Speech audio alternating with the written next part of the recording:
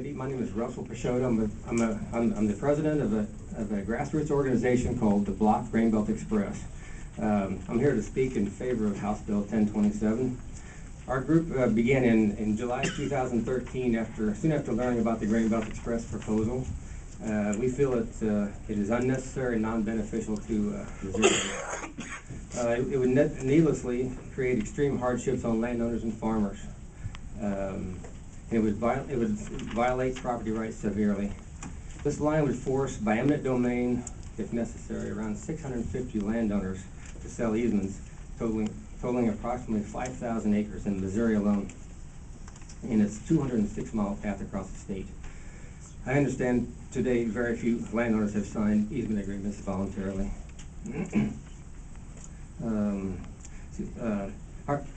Our message is landowners should not have to be forced to sell easement agreements to a private company for a transmission line that is not part of our grid or absolutely necessary to Missourians.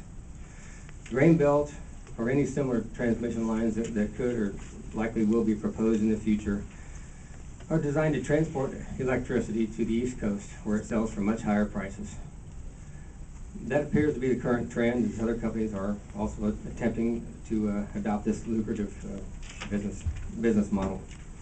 So not only do landowners recognize that there's a lack of need for the benefit for the Grain Belt, the PSC staff who advised the commission to deny the company their certificate of necessity and convenience.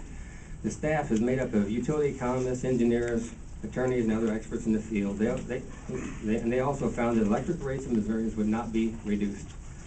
As well as they found that the costs of the required upgrades to the grid would not necessarily be, that would be necessary. The cost of the upgrades to the grid that would be necessary would actually be passed on to the ratepayers. So it's not going to save ratepayers anything, it's actually going to increase. And the other thing they found is that it is not necessary to meet the state's renewable energy standards. As far as the need for a transmission line running out to the east, the states in the east have very good wind resources of their own. The Department of Energy commissioned a wind study in about 2012 that determined the wind resources off the Atlantic coast to be equal or superior to those in the wind belt, which the wind belt runs from Texas, West Texas, I think, up to the Dakotas, basically. I also read about recently read about a grassroots campaign around Cape Cod that just gathered and sent about 100,000 petition signatures to their electric utility that is urging their utility to actually purchase wind energy off of a proposed wind farm offshore. So basically, there's no reason to award any company the power of eminent domain to transport wind electricity to states back east. Since one, they have excellent wind resources adjacent to the major population centers. Two, both the public and the state support developing it. And three, it can be done without any harm to Midwest farmers and landowners. Opposition groups in Missouri alone so far have raised and spent around $200,000 and countless hours working to protect and defend what is property rights, their property and property rights from the Grain Belt Express proposal, and the case is far from conclusion.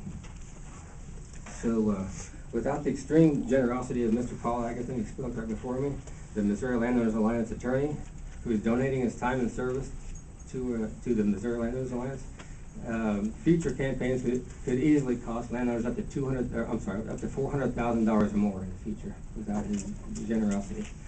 Even if landowners are successful, the Grain Belt and Grain Belt is denied to the public service, there's nothing stopping this company from reapplying or another company from applying and starting the whole process over again. Landowners should not have to spend so much of their limited time and hard-earned resources fighting to defend what is rightfully theirs. The use of eminent domain for any transmission line that is not a part of our grid, is not needed, and offers no significant benefit to Missourians would be a gross violation of our property rights. Property rights are one of our most fundamental rights as Americans. I believe it's one of the pillars of our economic system and our prosperity in this country. And I believe every time that, I believe they're chipped away every time land is condemned unnecessarily. And that occurs all too often. If allowed to go unchecked, that pillar could someday collapse. Mr. Chairman and members of the committee, I strongly urge you to support House Bill 1027 because it would prohibit the power of eminent domain from being granted to companies that do not intend to connect with the regulated grid for the benefit of Missourians. Thank you all very much for your time. Thank you. Any questions for this witness?